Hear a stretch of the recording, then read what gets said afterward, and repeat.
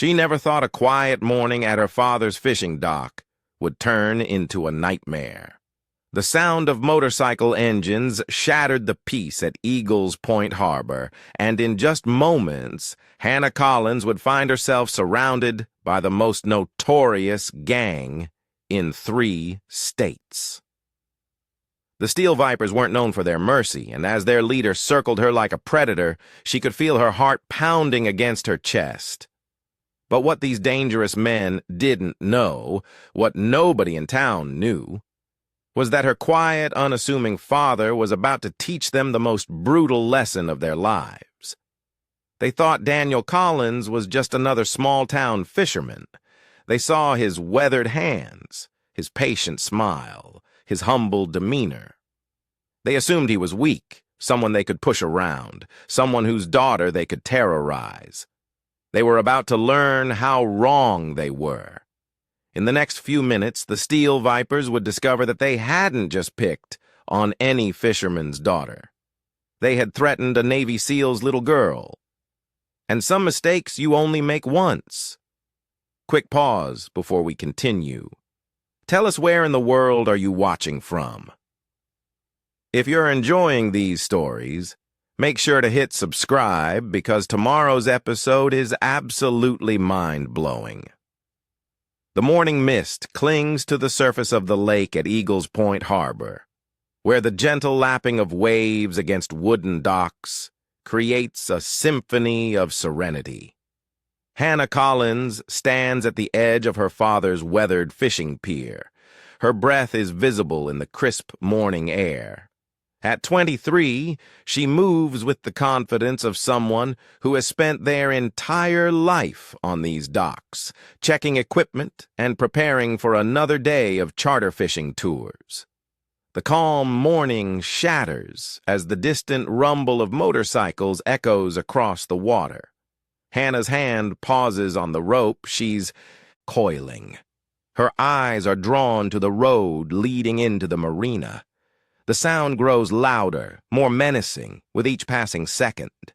The Steel Vipers appear like dark specters through the morning haze, their chrome bikes gleaming under the rising sun. 5 riders, their leather cuts adorned with patches that speak of territory and violence, pull into the marina's gravel parking lot. Their leader, Drake Thompson, kills his engine first. The sudden silence is more threatening than the roar that preceded it. Hannah's fingers tighten around the rope. Her knuckles are white with tension. She's heard stories about the Steel Vipers, whispered warnings in local diners about their reputation for violence and intimidation, but they've never come to Eagles Point Harbor before, not until today. Drake dismounts his bike with practiced ease, his boots crunching on the gravel. "Well, what do we have here?" His voice carries across the marina, dripping with mock curiosity. "Looks like someone's little girl is playing with boats." Hannah continues her work, trying to project a calm she doesn't feel. The methodical motion of coiling the rope gives her something to focus on, besides the approaching footsteps.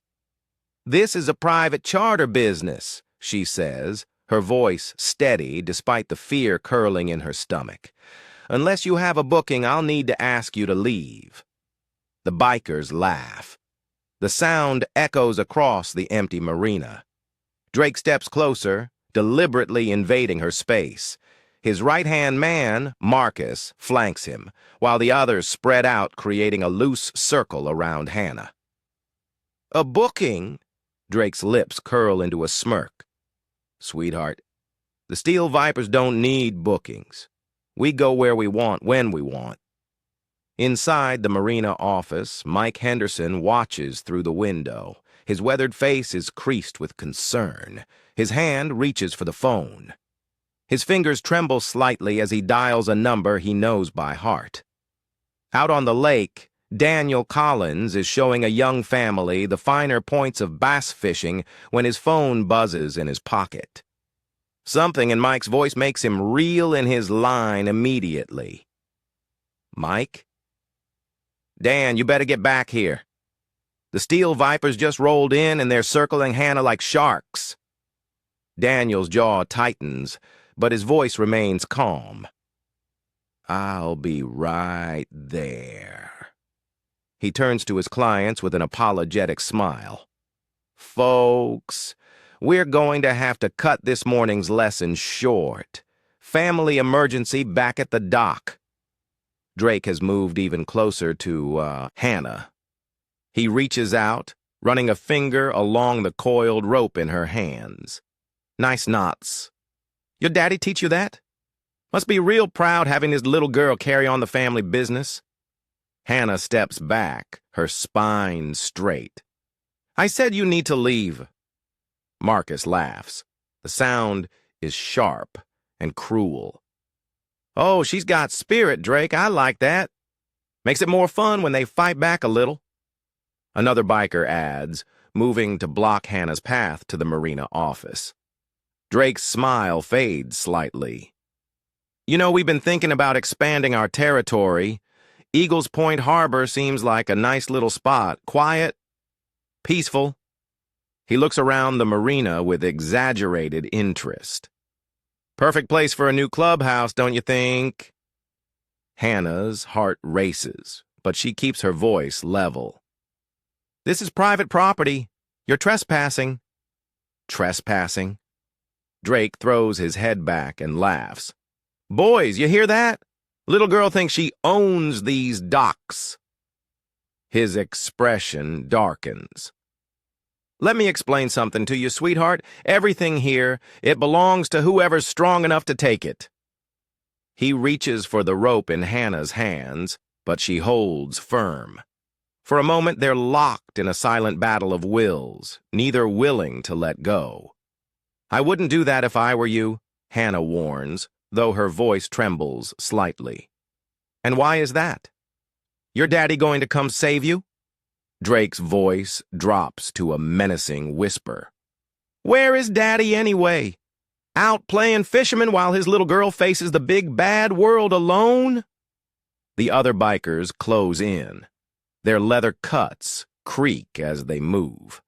The morning sun catches on patches that read, Steel Vipers MC and No Mercy, stitched into worn leather.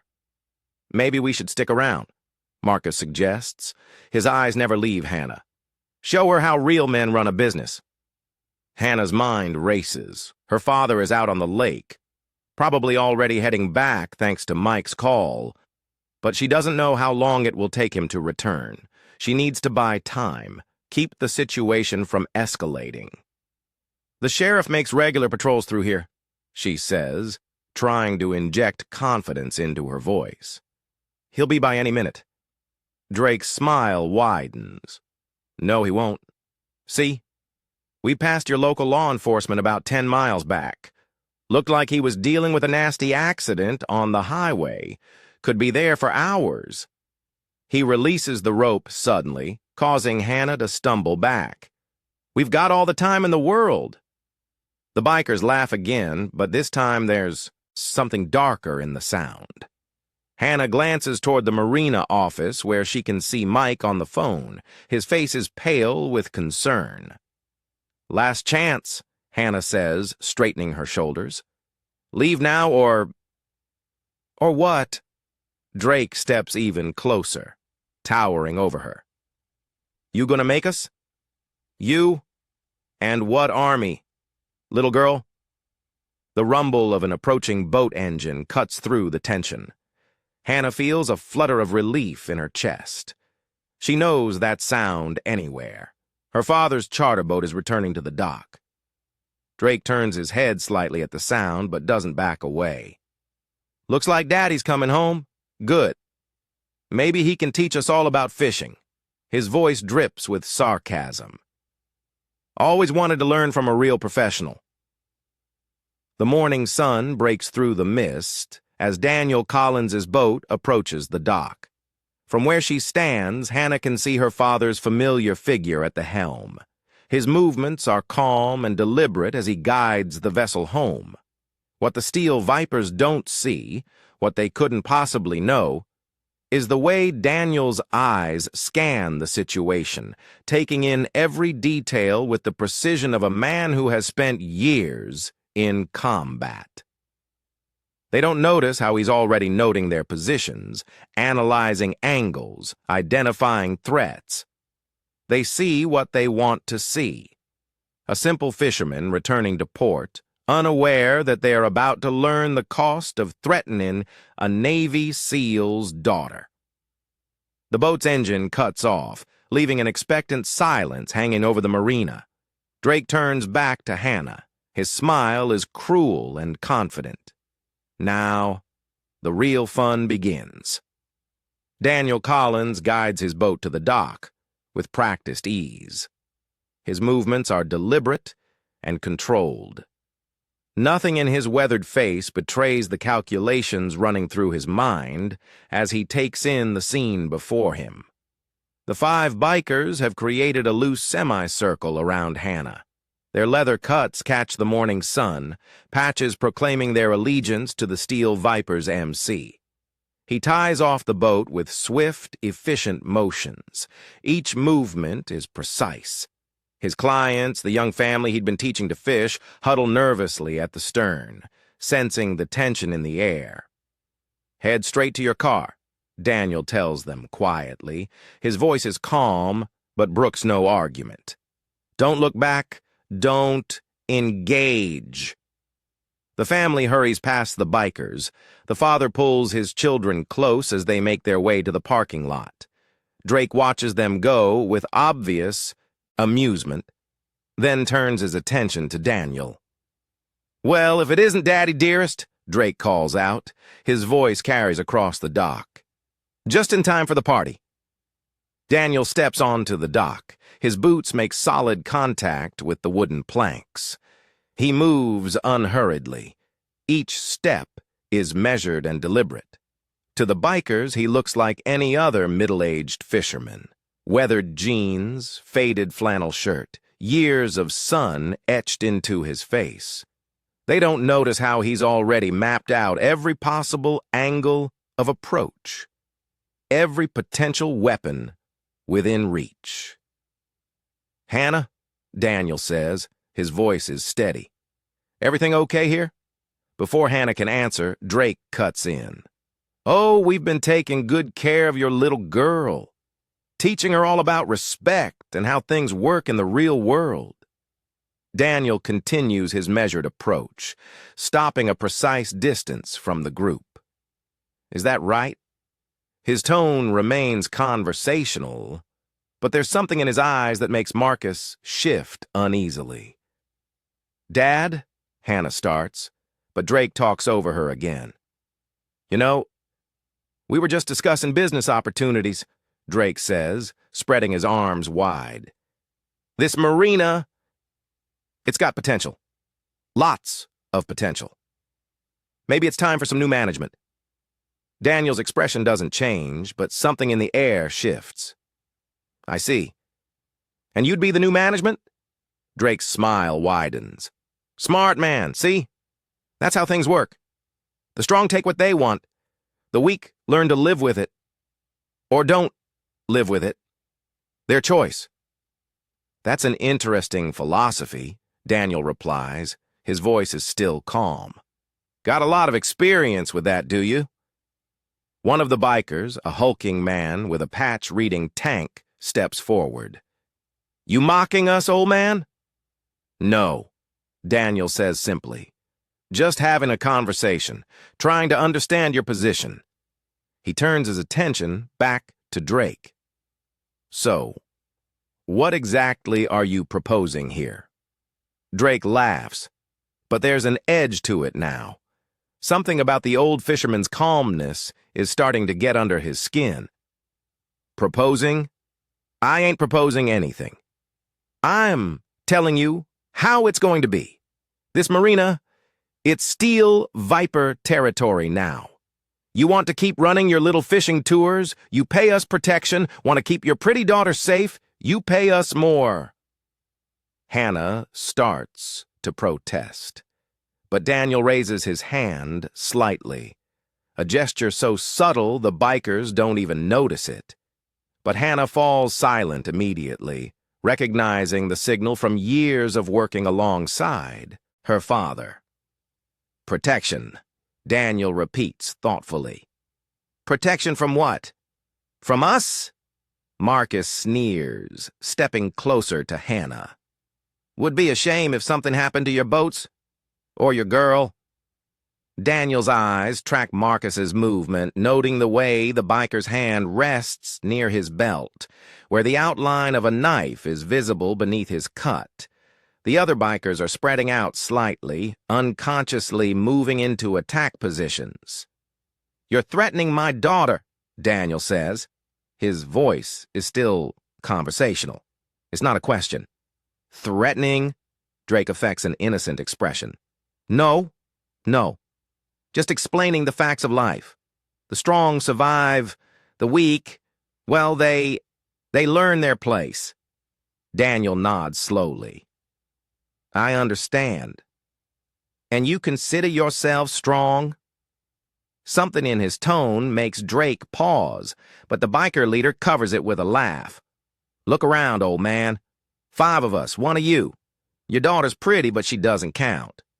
Math ain't that hard, is it? Numbers can be deceiving, Daniel replies mildly. Tank takes another step forward, cracking his knuckles. Nothing deceiving about a beaten old-timer? Dad, Hannah says again. Concern is evident in her voice. She's seen her father calm before, but this is different. This is the kind of calm that comes before a storm. It's okay, Hannah, Daniel assures her. His eyes never leave Drake. These gentlemen are about to learn something important about strength. Drake's amusement begins to fade, replaced by irritation. The old man's continued calm is starting to feel like disrespect. Only thing getting learned here is you, Pops. Last chance. You want to do this the easy way, or we giving your daughter a front row seat to watch her daddy get broken? Daniel takes a single step forward.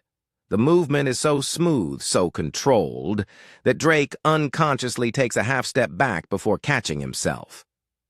Let me be clear, Daniel says, his voice dropping slightly. You came to my marina, you threatened my daughter, you're talking about taking what isn't yours. That tells me you don't understand the first thing about real strength. That right? Drake's hand moves to his back, where a heavy chain is coiled at his belt. Why don't you educate us then? Daniel's eyes track the movement, but his expression remains unchanged. You sure that's what you want? Education can be expensive. Telling and preparing this story took us a lot of time, so if you are enjoying it, subscribe to our channel. It means a lot to us. Now, back to the story. The tension in the air thickens. Even the morning birds have fallen silent, as if nature itself is holding its breath. Hannah watches her father, seeing subtle changes in his posture that the bikers missed. The slight shift in his weight, the way his hands hang loose but ready at his sides. You got a smart mouth for an old man, Drake snarls, his patience finally snapping. Maybe we start by shutting it permanently. He nods to Tank and Marcus, who begin to move forward. Daniel doesn't back away, doesn't raise his hands, doesn't show any sign of fear. He simply stands there, waiting. Last chance, Daniel says quietly. Walk away now, and we forget this happened. Drake pulls the chain from his belt, letting it dangle. Oh, we're way past walking away, old man. Way past that. The morning sun breaks through the clouds, casting harsh shadows across the dock. In that moment, as the bikers tense for action, Hannah sees something change in her father's eyes. The calm is still there, but now there's something else behind it. Something that speaks of battles fought and won in places far from this peaceful marina. The steel vipers are about to learn why some waters run deep and why the quietest predators are often the most dangerous. Tank moves first, his mass frame charging toward Daniel with the confidence of someone who's never lost a fight. His fist cuts through the morning air, aimed at the older man's jaw, but connects with nothing but mist. Daniel's movement is so subtle, so efficient, that it takes Tank a full second to realize he's missed. "The hell?" Tank mutters, stumbling slightly as his momentum carries him forward. Drake watches. His chain hangs loose in his grip as his enforcer regains his balance. Something doesn't feel right. The old fisherman shouldn't have been able to move that fast. "Having trouble?"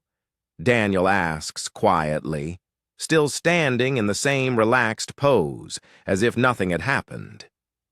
Tank snarls and launches another attack, this time throwing a combination of punches that would have laid out any normal man, but Daniel isn't there for any of them, each movement taking him just inches out of harm's way, with an economy of motion that speaks of years of training. "Stand still, old man." Tank's frustration boils over as he swings wildly. "Why?" Daniel's voice remains calm. "You seem to be doing fine on your own." Marcus steps forward, pulling his knife. The blade catches the morning sun as he flicks it open. "Let's see you dance around this, Pops." Hannah takes a step forward, but Daniel's voice stops her. "Stay where you are, honey. Everything's under control." Drake laughs, but there's an edge of uncertainty in it now. "Now, control? You're outnumbered, old-timer, and now you got steel to deal with." "Numbers," Daniel says softly, "don't mean much if you don't know how to use them." Marcus lunges with the knife while Tank comes in from the other side. It should have been a perfect trap. Instead, Daniel steps between them with fluid grace, and suddenly Tank is sprawled on the dock, his own momentum used against him, while Marcus stumbles back, his hand twisted at an awkward angle. "What the—" Marcus starts, but his words cut off in a gasp as Daniel applies just a touch more pressure to his wrist. "Language?" Daniel chides gently. "My daughter's present." The knife clatters to the dock, and Daniel releases Marcus with a small push that sends him staggering back into Drake. The gang leader has to step quickly to avoid being knocked over. His chain swings wildly. "Who are you?" Drake demands, his earlier confidence cracking slightly. "Just a fisherman?" Daniel replies mildly. "Like I said, numbers can be deceiving." The other two bikers, who had been hanging back, now move forward uncertainly. They've never seen anyone handle Tank and Marcus so easily, especially not some weather-beaten old fisherman. "Boss," one of them says hesitantly, "something ain't right here." Drake's face darkens with rage. "Shut up! He's just one old man. Take him!" They rush forward together, but Daniel moves like water, flowing between their attacks. One biker throws a punch that Daniel guides past him, letting the momentum carry his attacker straight into his companion. They collide with a grunt, stumbling over each other. Hannah watches from the sidelines. Her heart is racing, but her fear is now mixed with a different emotion: pride. She's never seen her father fight before, never known this side of him existed. Yet here he is, handling 5 dangerous men with the same calm precision he uses to navigate storm-tossed waters. "Dad!" she calls out as Tank struggles to his feet again. "Behind you!" But Daniel is already moving, stepping aside as Tank's wild charge carries him straight into one of the dock's wooden posts. The solid thunk of skull meeting wood echoes across the marina, and Tank drops like a stone. "Anyone else?" Daniel asks, still in that, same conversational tone. Drake's knuckles whiten around his chain. "What kind of fisherman are you?" The kind who's giving you one last chance to leave, Daniel replies. Take your friend there. He nods at Tank's unconscious form. And go before this gets serious. Serious. Drake's laugh has an edge of hysteria to it now. You think this is a game? No, Daniel says, his voice dropping slightly. I think this is you making a series of increasingly poor decisions. Would you like to make another one?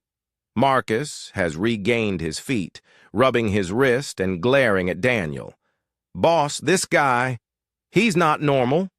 Shut up, Drake snaps. All of you, take him down now. The remaining conscious bikers look at each other uncertainly.